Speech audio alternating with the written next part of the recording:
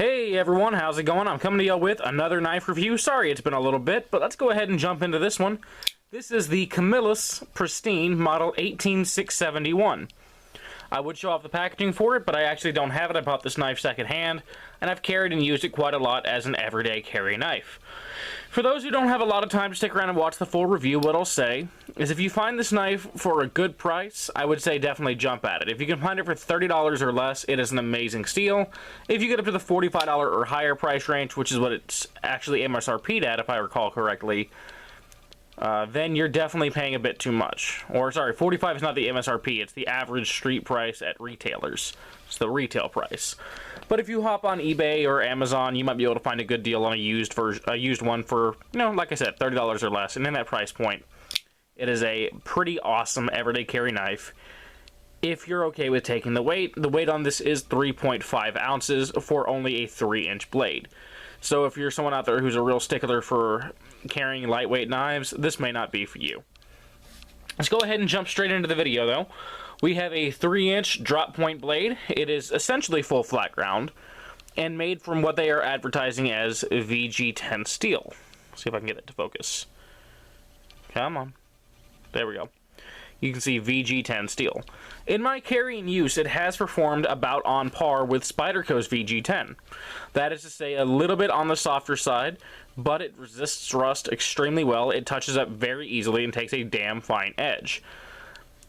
Now, when I say they advertise it as VG-10, I mean this because VG-10 is not, to my knowledge, something that can ever actually be exported in a draw form from the country of origin, which is Japan.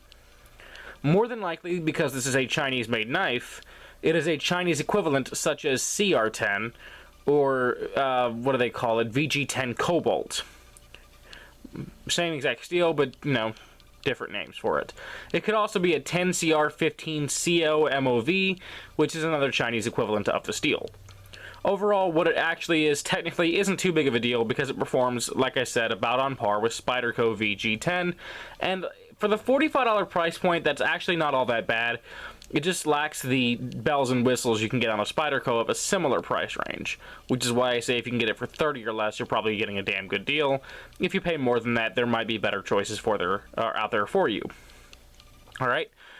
The blade shape, as I mentioned, is a drop point. It's kind of a modified Warncliffe into a drop point, because you can see that swedge on the back. It's an attractive looking blade shape to me, and overall as to the knife design, reminds me just a tiny bit of a Almar Nomad. Okay, at least the blade does. Kind of an Almar Nomad type blade with a handle that's very similar to the Boker Magnum Tech. So kind of an interesting amalgamation of designs there. What I can say is the blade slices beautifully, it takes a very fine edge, and has a pretty good point. Let's see if I can show that off. Having issue getting my camera to focus today. There you go. Pretty fine point. Works well for penetrating clamshell packages, cardboard boxes, etc., etc.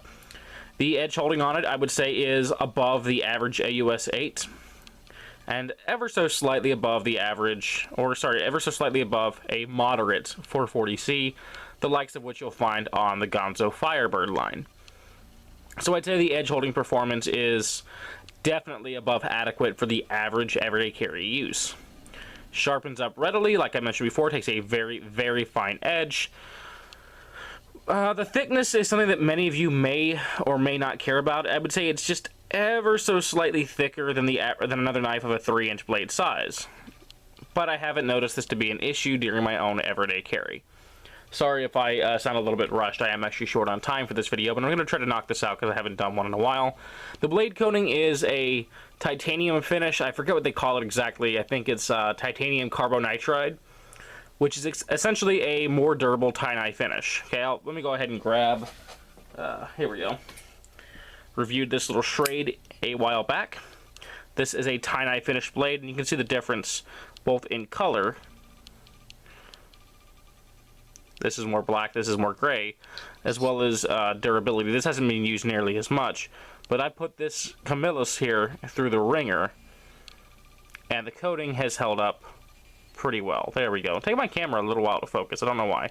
Small wear on the finish, but it still performs pretty damn well. Not really too much else to say on the blade.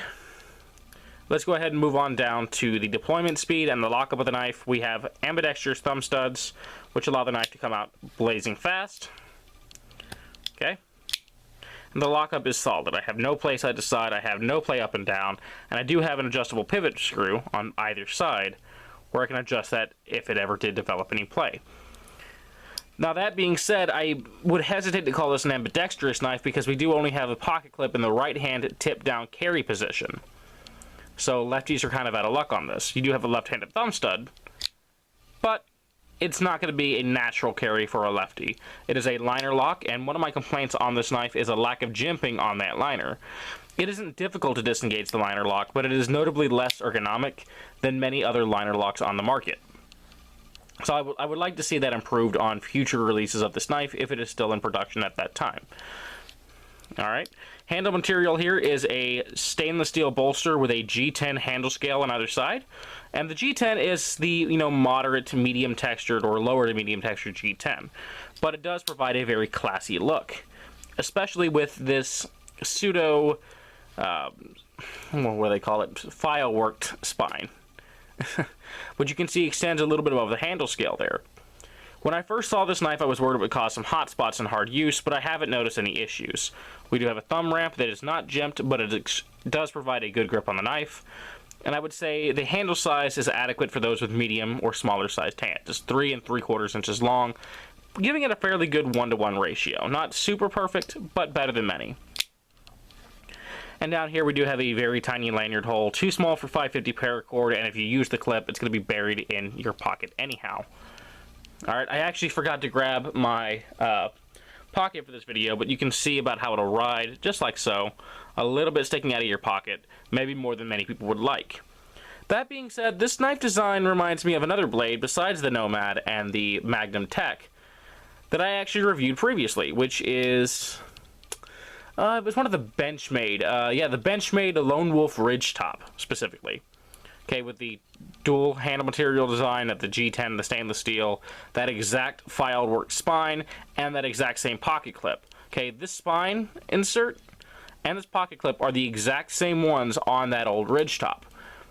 Which leads me to believe this is probably made in the same facility that the Benchmade Red Class and Chinese knives are actually made in. Since if you don't know, Benchmade did buy Lone Wolf and they were the ones who produced that knife. Definitely leads me to believe that it was made by the same people.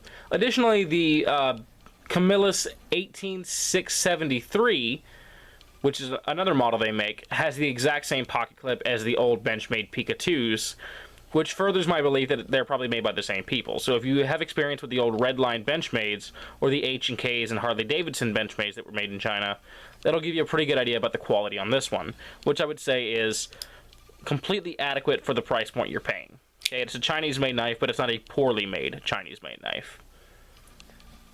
Weight on here, like I said before, 3.5 ounces, which is hefty for a 3-inch blade, but it really isn't all that noticeable in carry. As I mentioned before, the ergonomics on the knife are pretty great, in my opinion, for what it is. Overall, I don't actually have a lot else to say on the Camillus Pristine. It's a pretty decent knife. At $30 or less, it's extremely hard to beat. At $45 plus, you might have some better options out there. But if you like the design and you really like the classy look of the knife, or you like the VG-10 steel, even at $45, this definitely isn't a bad pick. So that is my review on the Camillus Pristine. Let me know if I forgot anything down in the comment section below. Again, I'm sorry I have to rush this so quickly, but like I said, short time constraint. So I hope the review is adequate. I'll definitely pump a few more out whenever I get time. And I hope you guys enjoy the rest of your day. Until then, peace, and take care.